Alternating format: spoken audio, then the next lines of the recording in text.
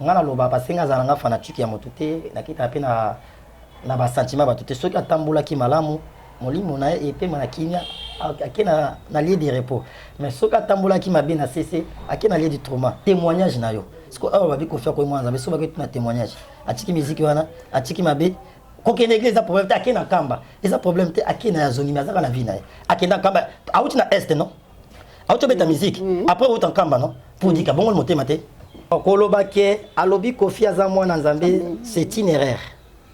Oh, erreur par rapport. Oui, Kofi a mwana nzambe te. Ba kena ba église. Chaque département ba jeune il faut battre $10 pour la pasteur pour la fête de l'année. Ba maman il faut battre $20. Ma papa il faut battre boy. Oui, qu'est-ce qu'on a reloué parce que pour la relouer ben instrument. Relouer est-ce qu'un instrument il faut louer en décembre pendant janvier relouer instrument en décembre. Na yebisio naza mosali en Nzambe. Je ne suis pas contre que bato ba paye ça mais na yebisio c'est 100% mon libelo ça na décembre et ça pour na bien ya ba pasteur. Bazo tia pour gagner d'argent. Bonjour, bonsoir, ça dépend à Herbozul Bisso, Nabi Kebozé, Belle Bozolanda Bisso, à travers la chaîne Bisso, Beaux-Arts TV, vous continuez toujours à s'abonner à la chaîne Bisso, l'émission Nabino Obino Bolinara, mi réalité, plus présentée par moi-même, bien Kamba les ballons d'or, Babiba Zonabon, Nyon, Sobati, la Bisso Kaka, ballon d'or, vous continuez toujours à s'abonner à la chaîne Bisso, vous allez jamais baisser, et big dédicace à mon boss, Papi Kelly, et derrière la caméra, et je vois. Rabi Matondo et merci na batunion sur ba soutenir na biso vraiment bon continuer toujours comment faut s'abonner la chaîne na biso beaucoup za la chaîne moi ko ya basala nzambe na biso o bino na soboni na rami botuna ki biso bobi pasteur na biso akena et prophète na biso pardon akena wapi et à travers l'émission na biso beaucoup découvrir et de me tenter pour cela na bonjour papa. Bonjour maman. Bonne santé. Oui nzamba zobatela boni binope. Oui très bien avant tout maintenant au kamba biso na sambo. OK merci beaucoup to bondeli. Dieu d'Abraham, le Dieu d'Isaac, le Dieu de Jacob, le véritable Dieu, le créateur des cieux et de la terre. La Bible dit dans toutes les circonstances, nous devons rendre grâce à toi. Nous te rendons grâce parce que c'est toi qui as voulu que nous soyons encore ensemble dans ce lieu. Et nous recommandons cette émission entre tes mains. La Bible dit c'est poussé par le Saint-Esprit que les hommes ont parlé de ta part. Nous voulons parler de ta part. Instruis-nous dans le nom de Jésus-Christ de Nazareth. Je suis prié. Amen. Amen, papa. Et bonne santé sur son corps. Oui, santé za malamu nzamba zobatela boni binope. Oui, biso pe tout ça bien. Et boni eni et tout monde nzambe. Oui, musala nyonso ezokende vraiment malamu, ezoke malamu. Nzamba zobatela musala ezoke malamu. Et prophète et avant tout kotana lisolo na biso. Et ndenge nini yozomona la grippe o ebeti biso.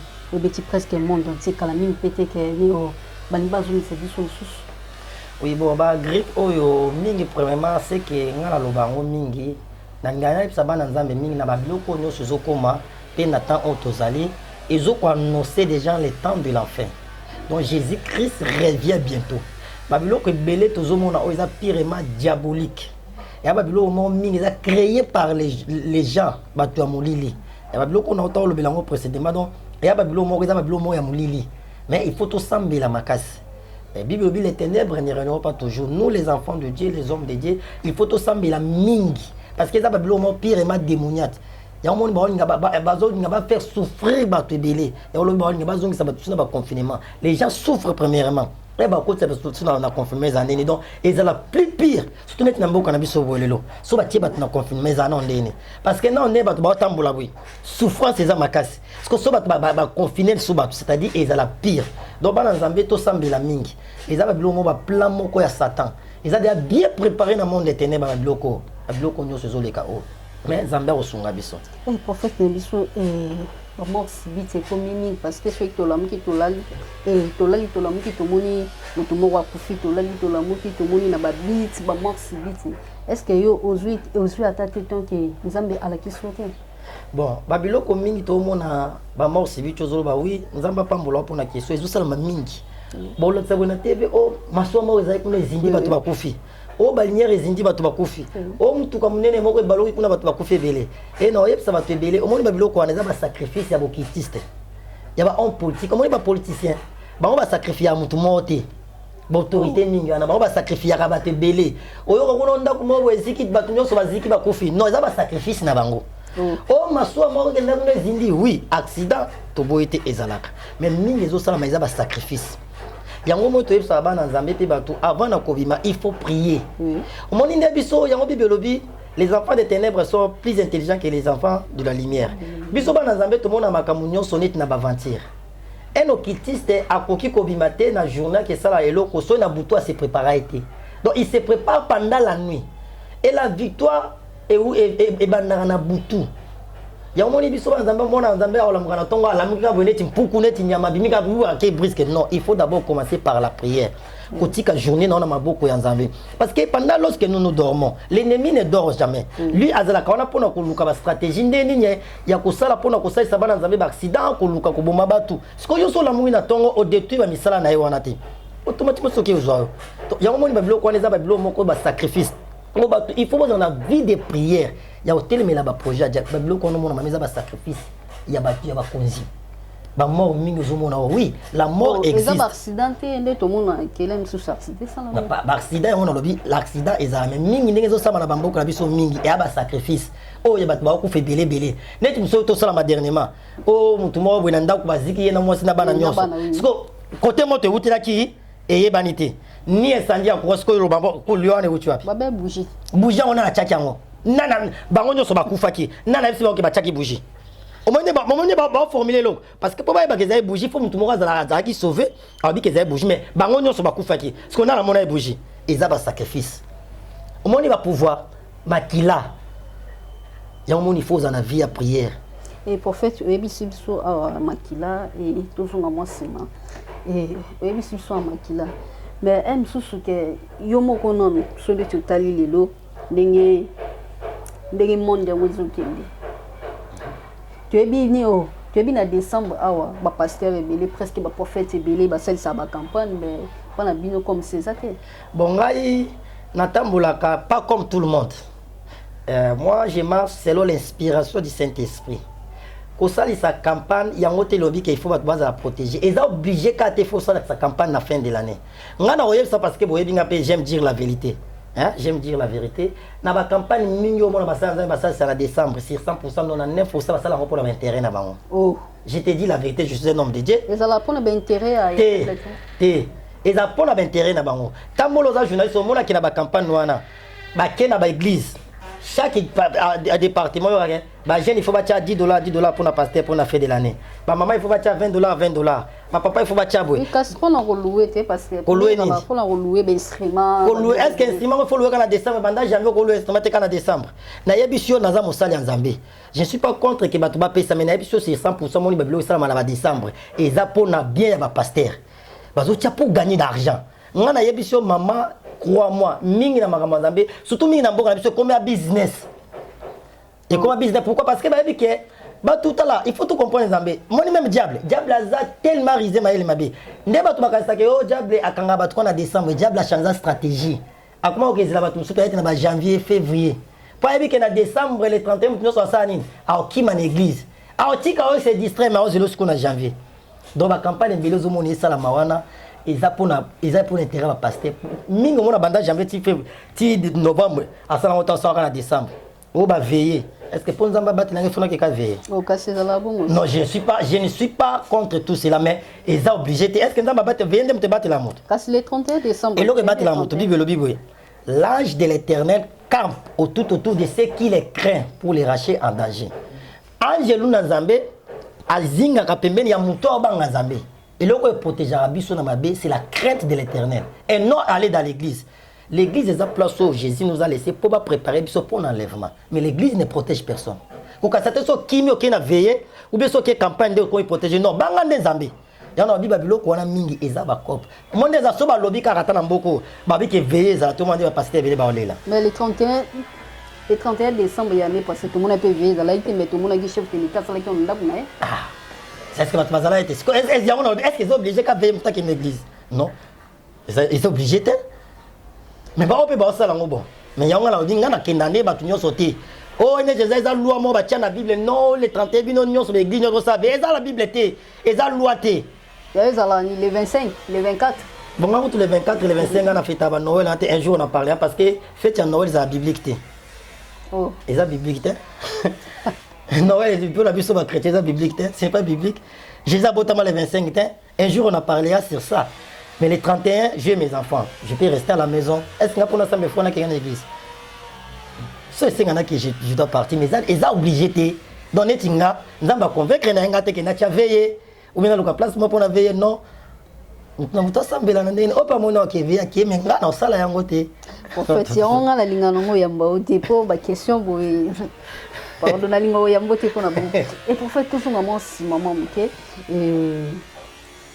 l'église ba séminaire exacté na maman tiens on a levé pour le moment avec nous quand nous c'est ça te moni vi makambo nzambe ezokende mingi na Congo nazolinga na kota mingi na kati ya distraction ya basali na nzambe mingi te donc je prie Dieu sur le Saint-Esprit à permettre activités là on va faire mais sur le Saint-Esprit ne dit rien non je ne peux jamais faire quelque chose sur le Saint-Esprit à Ibisinate même dans les canaux d'émission à défaut bien rappeler prophète les connexions non peut-être nzambe permettre mais si je passe c'est-à-dire Dieu a permis donc et là on sur ça là je dois écouter Dieu parce que nga za simple instrument serviteur ya nzambe yende mto kambanga so lobi sala séminaire j'ai fait so bien ne fait pas nga dans sala ondeni parce que j'ai fait pas d'abord c'était vrai pour gagner quelque chose donc na zoate na osala la nzambe donc na lukana ça séminaire te pona binda senga ba franc parce que ba appel de fond non on le loba tout l'église est belé maman na zoloba nga ko na loba vérité bazo ko appauvrir ba bandimi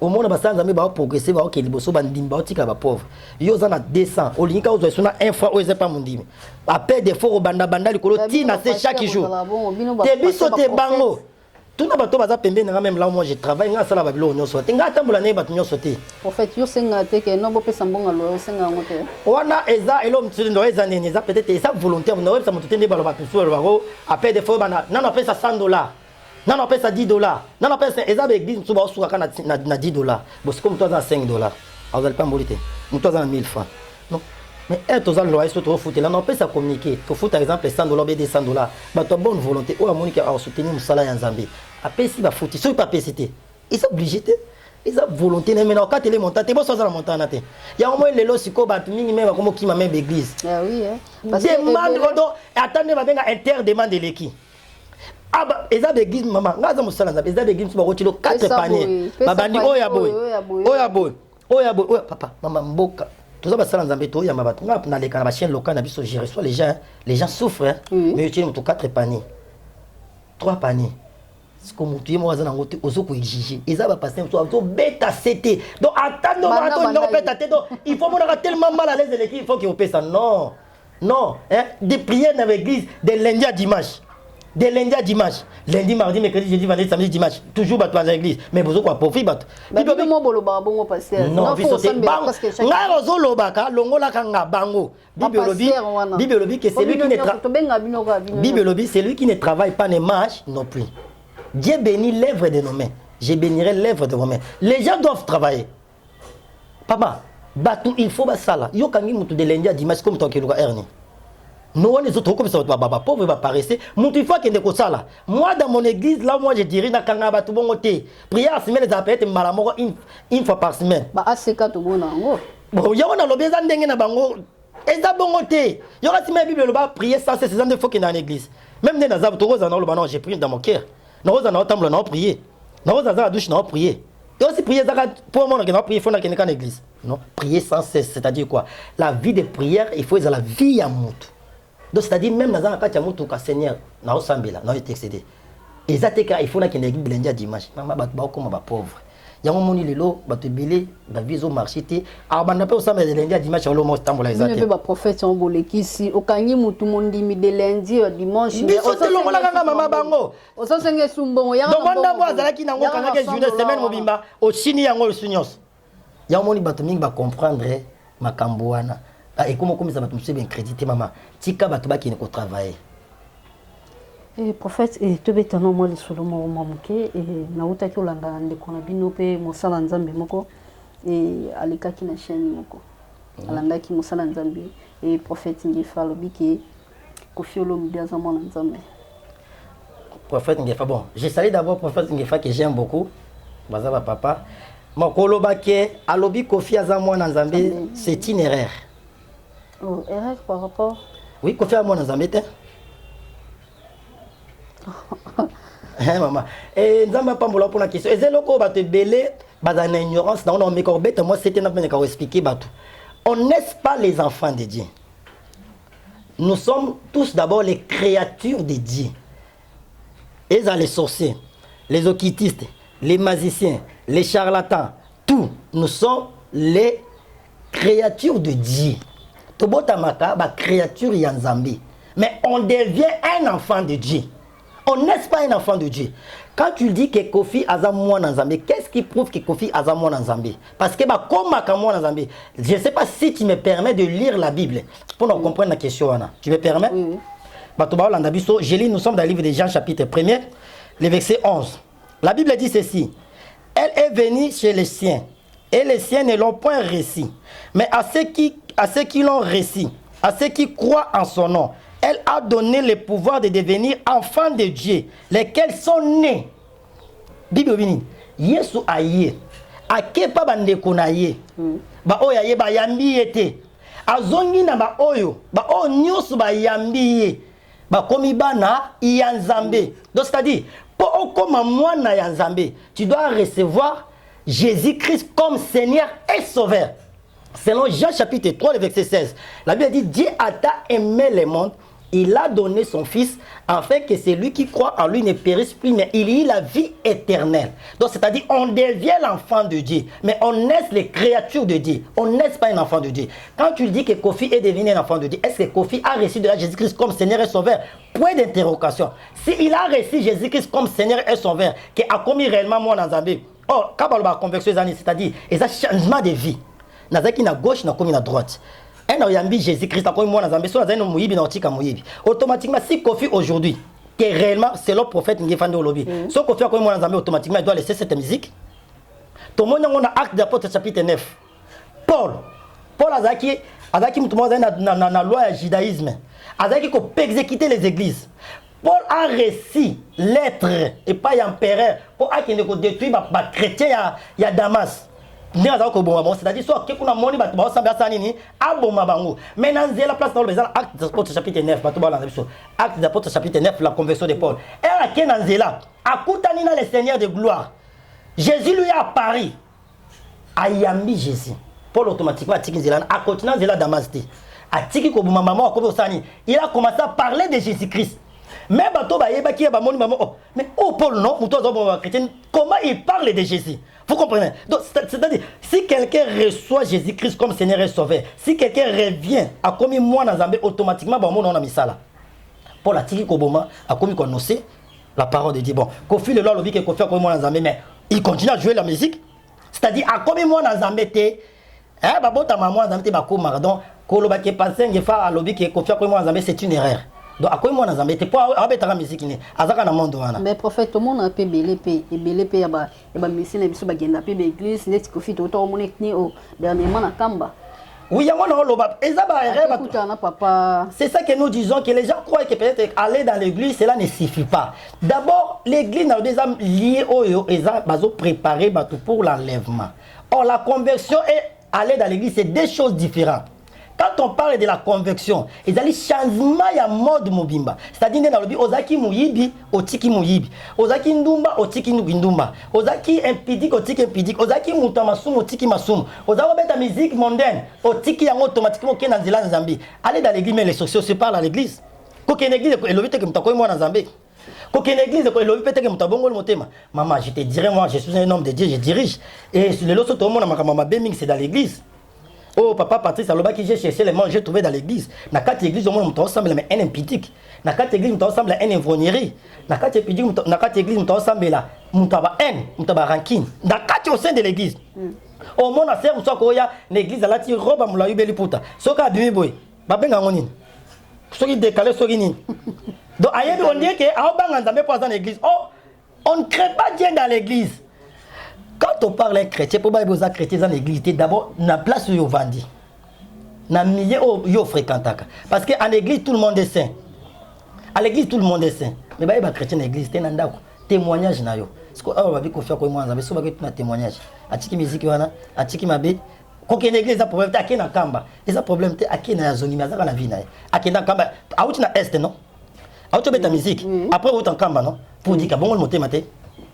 Abongo le monter maté. A kenda qui na église. A qui on compléter baba, na on continue zela na vie na yoana. Mais bato ebele baobi ke par rapport ndenge akendaki na kamba yango nde esali ke agagné procès wana ya les 13. Bon, pour gagner procès dans le pas bon, on a vraiment vraiment mingi bon. Étant que d'abord un citoyen congolais, Kofi c'est notre frère congolais.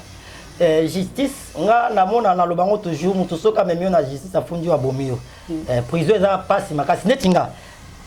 Na sepeli comme a gagné procès nga lobana na des probabilités. C'est-à-dire na sepeli parce que soit nga la prison et nga boma makamune belé. Deuxièmement na sepeli pété na nini. Est-ce que a gagné procès? Makambango wana o bafunda kié. Ce qui est vrai, est-ce que Atiki Yango a continué à monter? Ce qui est vrai, parce que moi je n'ai pas de preuves. Ce qui est vrai, que Asalaki Yango, comme a gagné procès. Moi, non, c'est un état qui est champagne à Mili. Ce qui est vrai, Asalaki Yango, comme a gagné procès, Atika Ilokoana. Mais ce qui a continué, un jour, on va kaka.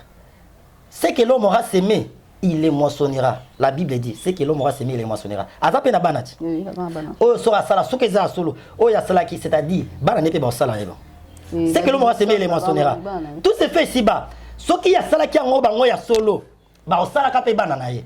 Mais c'est le moment, ce qui ya sala qui en solo. Ayamba Jésus-Christ comme Seigneur et Sauveur dans sa vie. Ati kanzila wana. Et Nzamba obondile. Mais si il veut pas. Maman, les gens oublient, hein. Wana justice à Mokili. Nous justice à Lola. Parce que nous avons des justices. Il y a la justice de Dieu et la justice à Bato. Justice à Bato, corrompre Bango. Vous appelez un mot corrompre Balongo, le dossier au Longi. Voilà la justice à Mokil. Et bon, il y a Nzambe. Parce qu'il y a Nzambe qui nous corrompre. Il y a Longi à Mokil. Et bon, il y a Nzambe. Est-ce qu'il y a Longi Péwana? C'est ça le problème. Parce que la justice à Mokil, Amélie Massanga. Bon, oh, il y a l'icolo. C'est ça le problème. C'est là où il y a un problème. Sauf qu'à cela qui a c'est-à-dire l'icolo, il est coupable. Il va payer. Et prophète et to beta no mo lisolo muke to moni na ngambo na bino kuna bokufeli et to moni na ngambo na bino mama tete wazaki mosala nzambe o batinyo so bayebaki ye auti okufa réaction na oni na libala. Bon, premièrement on peut ça na ko présenter mes condoléances na famille na Mobimba. Mes condoléances et courage, ça fait mal et ça va faciliter au coup fait les maman. Ngana yo kabilo quoi mais les jours où on a coupé la moto azaki très cher pour nanga, je sais comment on est nazalaka. Donc c'est ça la passe ma casse donc on a présenté mes condoléances, ça fait mal. Azama quoi dans corps du Christ, maman yembela nzambe akufizo ça toujours passe. Donc ça biso to corps du Christ, c'est-à-dire et toucher biso nyonso. Donc c'est ça la passe que son âme repose en paix. Ngana loba parce que ngazalanga fanatique ya motuté na kita pe na ba sentiment ba tout ce qui atambola ki malamu molimo na epé mana kinya akena na lieu de repos mais ce qui atambola ki mabe na cessé akena lieu de trauma parce que vie ya mutu tambola mutu inyo ya mutu na Nzambe mutu ayiba ngo mutu yemo na Nzambe ndeto za même ngana yo boy o ngana za vraiment na kati yo yibanga te mais peut-être komona ka ke prophète asimbi bible alobaka c'est ka sambela kaza na Nzambe mais o ngana za na kati yo yibite na roza pe okitiste na roza pe ndoki na roza pe magicien. Donc, on a bien on a lobby. Ce qui a tamboula qui malamu, pourquoi on a lobby ce qui parce que yé mo konda yebi vina na Nzambe. Ce qui a tamboula malamu, muli mona epé manakimia azana lieu de repos pour nous la jugement. Ce qui a tamboula mabe, akena lieu de tourment parce que ça rend délié. Il y a rien de repos na lieu de tourment. Na lieu de repos azozela enlèvement de l'église dernier jour pour que akendelo là na lieu de tourment azozela jugement. Qu'il enfer. Parce que l'enfer existe. Un jour on a parlé, il y a 4 pendant la Bible même. L'enfer existe. Mon nom témoin de Jéhovah. L'enfer n'existe pas maman. Et ça noir et blanc et comment la Bible. L'enfer existe. L'enfer existe. Dans la même histoire, il y a pauvre Lazare, l'homme riche. L'homme riche a moni Lazare au sein d'Abraham. Il y a des lieux de tourment, ils souffrir. Il va permettre à Zonga de côté de lieu de tourment. Il souffert. Alors c'est Lazare a trempé mon sapinaye na mai a tié même na monoko. Pourquoi? Parce qu'il souffert. Mais on a mon kilazaki riche. Donc pour dire que l'enfer existe. Baton nous batambola mabe soit après le jugement ba aucune affaire. Yangonga lobana lancer na bato c'est les moments. Les jours sont mauvais. Reçois Jésus-Christ dans ta vie comme Seigneur et Sauveur. Tika vie wana mabe parce que Jésus revient bientôt. Mutumoka benga la poto. Oh yo le bagage Jésus revient bientôt ya mkona bi non.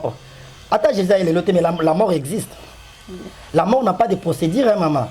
La mort n'a pas de jour férié hein. Neto zabolelo. Lobi ntaïbe en Zambie. Tout comme on peut boire ce que le prophète mathématique le coup c'est ça la vie. Mais est-ce qu'ils sont bons à été? Donc pour vous dire que avant les jours mauvais, voici les moments dont ta vie en Jésus-Christ, tamboula na obanga Nzambe pour que aucune affaire te. Onyo quoi, affaire exalar. Donc il y a on a dit, maman a dit que son âme repose à paix, ça fait mal vraiment. On n'a rien à dire parce que tambolaki bien, que tambolaki bien, azalaki mutu moko oyo vraiment abanda osala Nzambe na bosolo, azalaki mutu moko oyo vraiment abanda kobanga Nzambe na bosolo. Ando tambola na bosolo papa. Yango na lobi maman, nga na koti kuna te olobi boyeba kiye. Nga na yiba vi na ete. Yango na lobi pona kota na kati ya sentiment te, peut-être azaki pa tambola ki malamu nga na lobi ka tambola mabe, je commence à pécher. Mais peut-être pas tambola mabe nga na lobi ka tambola malamu na zui problème na Nzambe. Comme na yebi ndenge ya tambola ki na Nzambe te, yango na lobi soki ya tambola ki malamu, na lobi bien soki soit tambola malamu. Oli moni pe mana kimi azana lié du repos. Soit tambola mabe ki en faire. Azana lié du tourment. Bon, comme yo lobi oyeba ki ya tambola malamu, c'est que azana lié à repos. Mais nga na yebi vi na été parce que Dieu m'a jamais parlé de lui. Moi pe na lobate ka tambola mabe ou bien tambola malamu, mais na yebi ki azaki ko yembe na Nzambe. Donc c'est ça nga ki na na sentiment te. Yo so yebi bon menga na yebi na nga bongote soki peza bongo gloire soit à Dieu. Donc c'est ça. Voilà, et prophète comme déjà pour chiter déjà et message ni na bateau batalio et tout ce qui le paiement temps bateau oh bateau la biso et o me campé na kosola na bon. Oui, merci beaucoup. Ngai so na koloba mingi avant na loba peut-être quelques minutes ba pesi ngai mingi na yef saka bateau Jésus revient bientôt. Repentez-vous bien-aimés dans le Seigneur. Nicolas Tokomi est vraiment mabé. Presque, si vous lisez la Bible, toutes les signes au Bible, presque et belé et s'accomplir. Et belé et s'accomplir. Donc, l'ongwa mingi na katia distraction. Donc, ta vie à Jésus-Christ, bien aimé dans le Seigneur. Tout ce que nous voyons dans ce monde, et les cas. Le monde passe, tout passe, mais Jésus ne passera jamais. Tu peux tout gagner. La Bible dit, à quoi sert d'un homme de gagner tout ce monde si personne n'aime? Tu cherches le mariage, c'est une bonne chose. Tu cherches la maison, c'est une bonne chose. Tu cherches le boulot, c'est une bonne chose. Tu as besoin des enfants, c'est une bonne chose. Est-ce que tu as déjà reçu Jésus-Christ? Est-ce que c'est que toi tu es en train de chercher? Tu cherches ça dans la parole de Dieu? Parce qu'aujourd'hui tu peux avoir un mariage, mais les mariages ne sauvent jamais. Hein? Je ne suis pas contre toutes ces choses. Tu cherches l'argent, c'est une bonne chose, mais l'argent ne sauve jamais. Tu as besoin des enfants, c'est une bonne chose, c'est une bénédiction, mais tu as Jésus en toi. Commence d'abord à recevoir Jésus-Christ comme Seigneur et Sauveur dans ta vie. Et le reste, Dieu va te donner. Parce que nous sommes en Asuka. Le monde que nous voyons bien aimé dans le Seigneur, un jour, Toti Kayango. Batu babanda mo kilo ba bisote baleka. Bisope to oleka. Mais après la mort, tu iras où? C'est ça que moi j'ai toujours dit. La mort existe et l'enfer existe. Et quand tu fais tout ce que toi tu fais, il faut avoir un temps de réflexion. En train de réfléchir, après ma mort, j'irai où? Après cette vie. Parce qu'il y a une autre vie qui nous attend, la vie éternelle avec Jésus-Christ. Et il y a aussi une vie éternelle avec le diable et dans l'enfer. Ils appellent la vie éternelle. Hein. Là-bas, il n'y aura pas les morts. Hein. Tu souffras. Libéla na libéla. Voici les moments. Bien aimé. Mokile komi na suka, mokile komi mabe. Tozomona ba sacrifice, ba malade. Ba vaccin ya kindoki bimi bimi belé belé belé bien aimé dans le Seigneur moi na Nzambe tant auto comme ça tant oyo il faut to yeba accomplissement maloba na Nzambe bibi obena tango asuka ba maladie bimi belé yango ebimi bibi olbaki comme tamo ba peksa bat balé la bibi yango tozomona bibi olbaki comme tamo ba fête réalité donc un jour on en parlera sur ça avec maman Dieu déjà tout préparé si le Seigneur nous prête vie on en parlera de ça bien mais aujourd'hui seulement je suis venu t'endosser dans ta vie en Jésus-Christ. C'est ça, et ça très important. Répands-toi. Yom tozo escroquer va tout ticket escroquer. Yom de commencer longola bazine. Arrête ça. Un jour tu payeras. La Bible dit c'est que l'homme aura semé, il les moissonnera. Peut-être regarde ta vie. Aujourd'hui tu cherches les enfants. Est-ce que regarde maintenant tes passés. Peut-être tu avais avorté. Mais aujourd'hui tu n'as pas des enfants. Tu commences à pleurer, Seigneur, donne-moi les enfants. Tu as oublié ce que tu avais fait les passés. C'est que l'homme aura semé, il les moissonnera. Oyiba bambongo abatu. Peut-être aux années chasse au kimo le qui n'a pas qui a bien aimé. Et Rolanda yo, répands-toi. Place au yebi au yiba ki mutu, au escoka ki mutu, qui n'est qu'on réparer. Yo pe au yebi, au tanisa makila, au longola vok, au longola zen, au kenda au tika mutu au longola. Voici les moments, il y a qu'on réparer dans Zambé. Soko yebi ne basa la réparation te, au monyo au se trouver na kacha makambo, au obenga, on va consulter Dieu, on va la la réparation. Yo, pour ça, l'inceste. Maman, un jour, on a parlé, c'est ça parce que j'ai préparé même les enseignements. L'inceste. Au bima, na papa na yo, na maman na yo, na cousin na cousine na yo, na mobile tata moi si na yo, l'inceste. Et ça péché, moi, c'est grave. Et ça permet de pécher l'immoralité. Le lot vie na yo, ta la vie na yo. Peut-être aujourd'hui, tu pries. Oh, moi, j'ai pris. Il n'y a rien de change dans ma vie. Depuis que j'ai commencé à prier, Dieu ne m'exauce pas. Tu pries. Est-ce que me regarde ta vie? Dieu n'exauce pas les pécheurs. Bien aimé dans le Seigneur, ne crois pas que si tu pries beaucoup, que nous allons prier parce que tu pries beaucoup. Non. Dieu n'exauce pas les pécheurs. Si tu veux que ta prière soit exaucée, répands-toi, laisse les péchés. Que tes mains soient pires. Mais toi, avec tes mains, avec les sangs, tu demandes quelque chose à Dieu. Non. Bien aimé, tu peux tromper l'homme. Tu peux me tromper un homme de Dieu, mais on ne trompe pas Dieu. Oui, parce que parce qu'il te connaît plus que toi-même. Ce que toi tu fais en cachette, Dieu te voit. Laisse ça. Voici les moments. Répands-toi. Je sais que tu as besoin du mariage, c'est une bonne chose. Tu as besoin d'argent, des enfants. Vous avez besoin de Moussala, besoin de Moukanda. Il y a maintenant l'action au principe à l'Ibosso reçoit Jésus-Christ. Parce que Moukanda n'est pas solo là. On appelle ça Moukanda n'a pas au sol à mais tu n'as rien à faire. Moukanda ya solo. Passeport ya solo, visa ya solo. C'est Jésus-Christ. Donc donne ta vie à Jésus-Christ. Et Jésus te donnera ce que tu cherches. J'ai toujours dit ceci. Ce que toi tu es en train de chercher, la chose là te cherche aussi. Mais il y a quelque chose qui manque à toi pour que tu puisses raconter ce que toi tu es en train de chercher. Et le jour où tu comprendras quelque chose là, c'est alors que tu auras ce que toi tu cherches. Dieu a besoin de te bénir aussi. Il a besoin de te donner les enfants. Il a besoin de te donner le boulot, les documents. Mais peut-être il y a quelque chose qui est caché derrière ça. Souvenez-vous.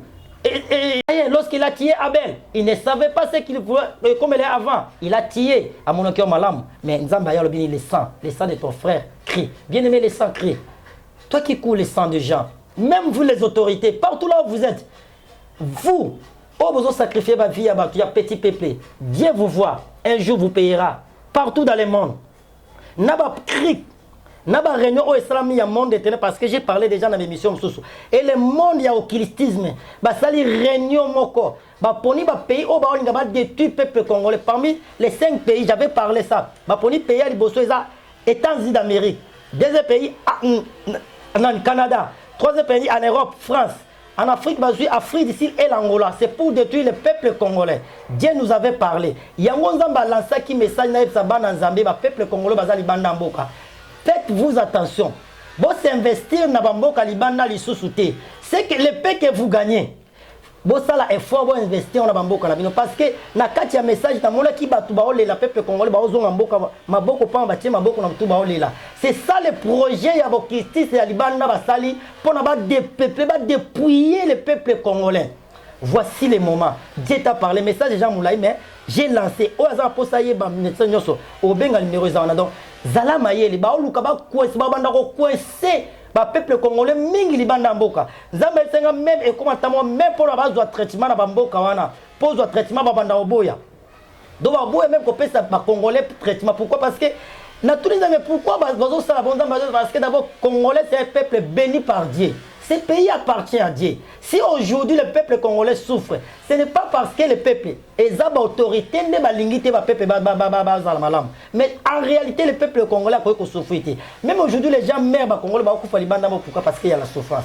Le peuple congolais ici quand nous sommes au Québec, pour nous 5 pays, mais ça va payer mususu.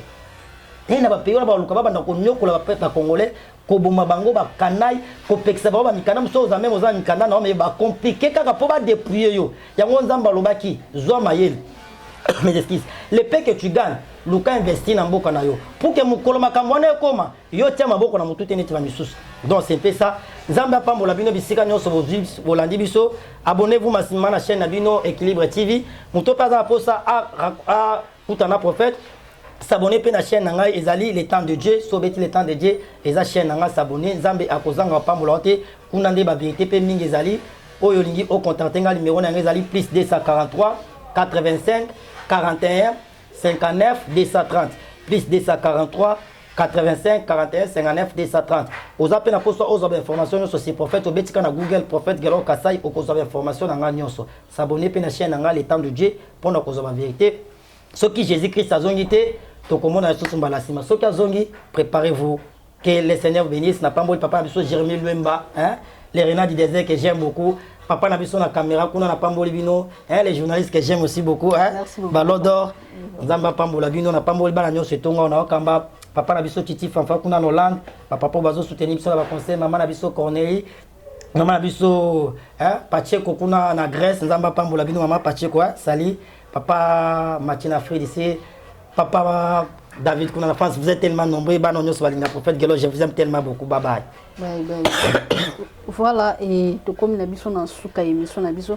Et merci na tout au balanda qui biso et pour continuer toujours à s'abonner la chaîne na biso vous allez jamais déçu. Et merci beaucoup na Émilie qui sala babi grande sœur propre et des prix Grace Place à Limbote. Et merci na Florence qui sala des prix États-Unis grande sœur propre. Merci na Sephora Ngoy, merci na Rabi Makanga babi Mobala Bata Laetitia quoi. Et merci beaucoup na Levi Kauka et Levi Kauka, merci beaucoup. Et merci na Sarah Sakina et merci na Rachel Ilume et merci na Batutu et merci aussi na mon père Bossiza Kamba les places Azali et merci na maman Nangai et la Timone place Azali Mbote et merci na Batutu pour continuer toujours à s'abonner à la chaîne Abisso beaucoup jamais déçu quand moi je dis bye bye.